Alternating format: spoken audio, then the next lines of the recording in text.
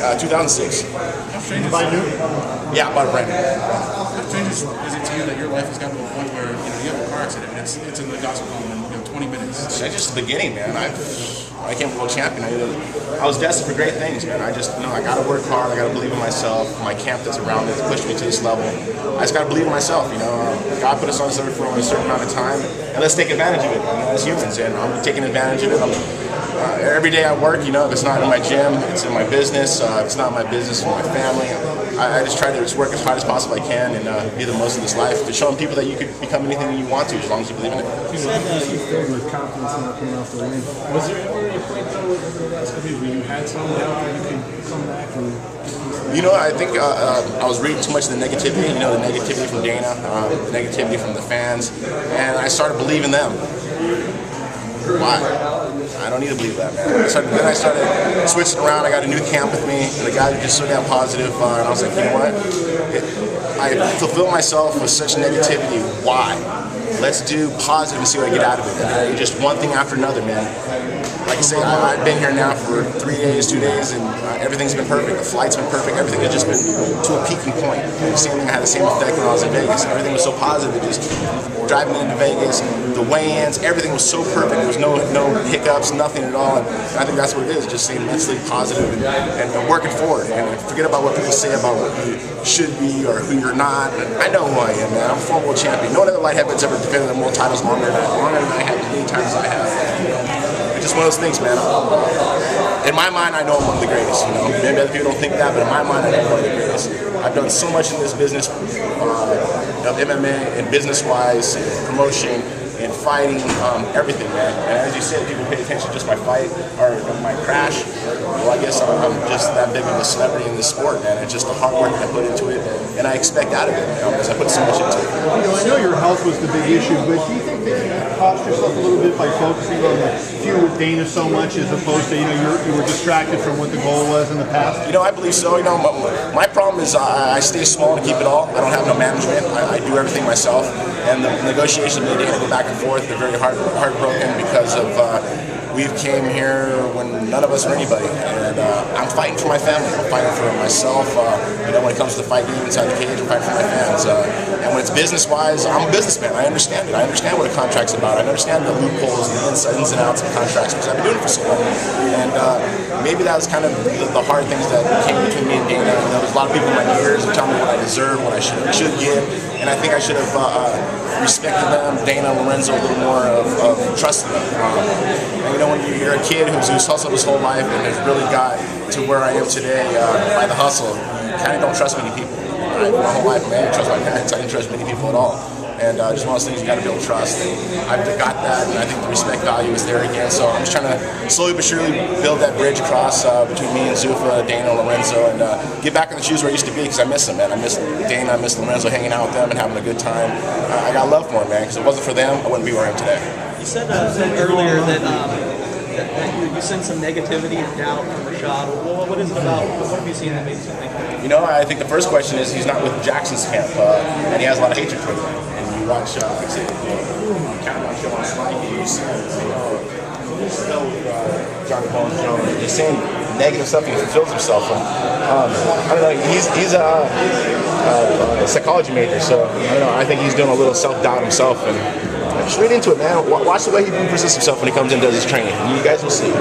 I see it. I did psychology 101 in college, and I understand a person's feedback and how they react to questions and how they react to things, and you guys will see. 4 years between fights, what's the biggest changes he's made since then? What's the biggest change?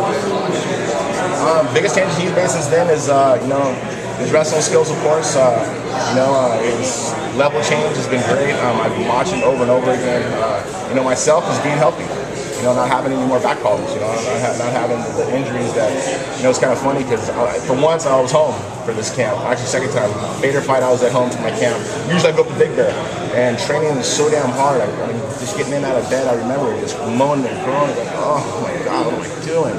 Now it's like I have no problems, Jenna's just like, I would hear you at night going, like moaning and groaning, you just move, because now you don't have that problem anymore. Well, I'm injury-free. I don't have that back problem. If anybody's ever had back surgery before, can you imagine training and doing it, and at the same time getting in the cage and fight? I put in 9 weeks for a camp and able to do it it's one of those things that I'm thankful. Dr. William Smith, the surgeon who did my surgery, I'm very thankful for what he's done because back in the cage, you find out 100%. Can you explain what happened? I think it was 69 in Houston where you and Rashad shoved each other and stuff. And that seemed like it, went from a fight to made it into a feud almost. And I don't remember really what happened at that point. Before I was being respectful towards Rashad, I didn't say much about him. And all of a sudden, he opened his mouth and suppressed. Just saying some very rude things, very disrespectful things to him. And I just stepped to his face and I said, you know what? Watch what you say about me, man. I paved the way for you guys to come up in the UFC, so watch what you say to me. And he's like, oh, I don't give a shit what you say. And he started trying to punk me. And I got a little angry. And I shoved him. I felt like I was shoving a girl. And it was what it was, man. It built. And, like I say, for this fight, I don't need to talk shit about him. My name will sell the fight. I'm just thankful to be competing at the level I am. We're very, very thankful. And like I say, man, I'm ready, man. I'm ready to compete. And, whatever happened before, that was a long time ago. Now he's a different monster. He said, it was the Unleashed show, or not Unleashed, but the hyper for the fight, the countdown, that it felt like he had 3 gorillas on him. Well, shit, now he's going to have 12 gorillas on him. It's going to be a big, big difference. I know, he can have his eyes open for sure. Well, speaking of pioneers, Dan Henderson's a free agent. Do you think there should be a spot for him in UFC in 100%. Henderson's done a lot in the sport, man. He's gone everywhere around the world, and once again, it's negotiation tactics, man. And what's going to happen with him? He is 41 years old, and retire as the champion would be great. I would love to retire as the champ, but let's see what Zuffa has for him. But do you think he would do well? I think he would do well. Yeah, of course he would do well. It's Henderson. Are you kidding me? It's like Couture. When Couture was coming up, he was 40 years old and he was competing to beat the best. He beat me and won the world championship at 40 years old. And wrestlers, man, us wrestlers, we there's no quitting us, man. We're nothing like boxers at all. Our speed is always there, our wrestling skills, and that's what MMA makes it so great to be about. You have that, and it's a factor of going in and performing and giving fans what they want to see, and that's the best pay-per-views. Henderson can do that. I've been doing it for so long. Couture did it for so long. Liddell did it for so long, and you see it now. I guess we're the last 2 standing. Tito, where do you stand on Fedor since we're talking about that? Henderson's like, some people have this, he was this unbeatable guy, the greatest ever, and then other people have a different opinion. Where do you stand? Fedor, he's done great things in sport. I don't think he's one of the greatest heavyweights in the world ever. I think Pride did an awesome job marketing the guy to make him look untouchable. He came and he fought in the cage and he got destroyed. He fought against guys who weren't even contenders and got destroyed. In Japan, there's a difference because they don't have drug tests.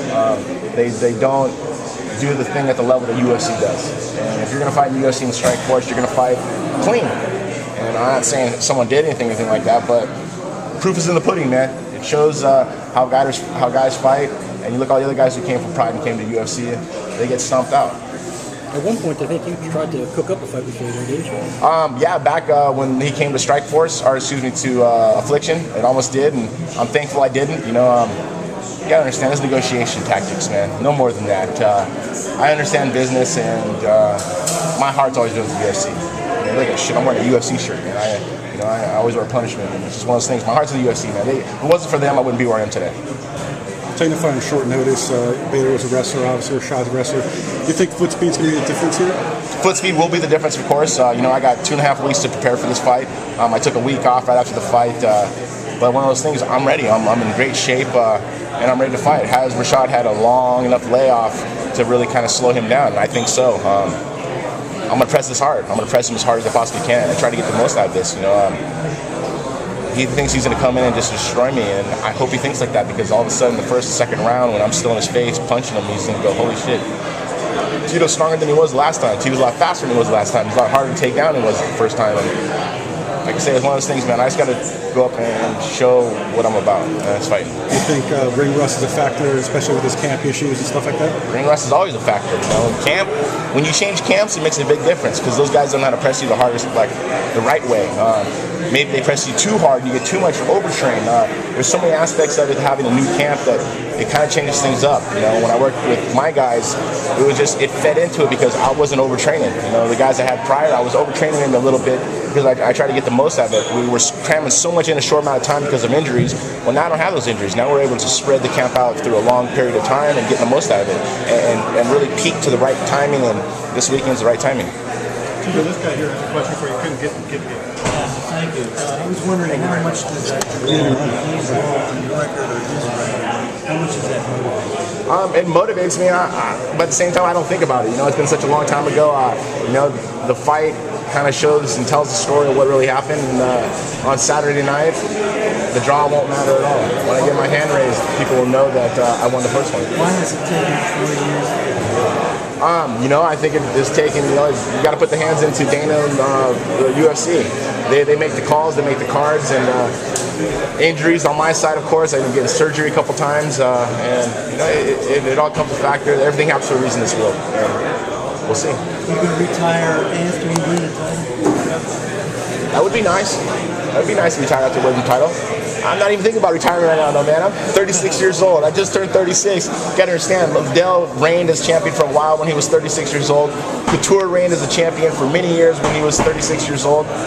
I still see a reinvented Tito. I see someone who's healthy, someone who wants to compete, and I have the heart and mind to go in and fight and get my hand raised each and every time. So, you know, I have a guaranteed 2 more fights after this. If I'm champion when I'm done, I don't know. I want to sign for some more fights. I want to still compete. I love competing. There's nothing like it to be in great shape, especially at 36. When you fought him the last time, was he trash talking in the ring?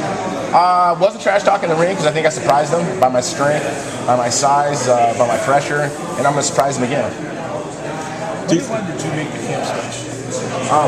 When I made the camp switch, actually in March of this year. Why? You know, Saul Solis, of course, my trainer, awesome guy, best friend. He's in Houston. He's doing his gym, Metro Fight Club, and I was up in Big Bear. You know, I was away from home. You know, I want to be with my family. I want to be with my boys. You know, I have a son who's 9 years old, Jacob, and I wasn't around him that much when he was growing up, just because of my fight career, being a world champion and stuff. And I want to focus on my family. You know, I want to make sure I'm there for them as they grow up. You know, my son Jesse and Jeremy, who I love more than anything. Of course, my girlfriend Jenna. You know, I love family, man. I've always died for family my whole life. I never had it, so once I have it now, it's like I want to secure it and make sure I embedded in my mind of being a protector and being there as a provider. Did you have any fear about making the switch after working with us? Did I have fear? No, because I worked with Jason actually before all my other fights. The 6 weeks before a fight, I worked with him all before, and the 6 weeks prior to a fight, I would leave him, and we would lose a lot of momentum. And this time was like I kept him, and that momentum stayed. You know, with my sparring, with everything, it's been great, man. I'm thankful. You know, God has blessed me, man. I'm very, very, very thankful. Can you give me your thoughts on Rashad? Thoughts on Rashad, a great former world champion, a guy who's done a lot in this sport. You know, I can't say enough good things about him. The guy's a tough, tough fighter, and I'm thankful for him stepping into the cage and letting me fight against him. What's your motivation for the fight? Motivation for the fight is getting my hand raised, showing them that everyone in the world, that no matter what surgery you're able to come back and compete at your highest level. How do you see this fight ending? How do I see this fight ending? My hand raised. Have you ever a message to Japanese fans? Oh, Japanese fans, thank you for support. Of course, Tito Ortiz here in Philadelphia. Tomo arigato. Have you ever had when's the last time, or if you had back-to-back training camps? Never had a back-to-back training camps like this. It's one of those things that I've really just kept my focus, kept my positive reinforcement just going and going and going. And I know after this fight done, I'll be able to really enjoy my summer. Have you had any of those days, like, what did I get myself into in terms of like... Never. Every day I woke up and I came into training going, let's do this. Every single day I've been like that. And not one day I've got up going, what I get myself to. For once, and once again, it goes to being injury-free. So when did you first feel like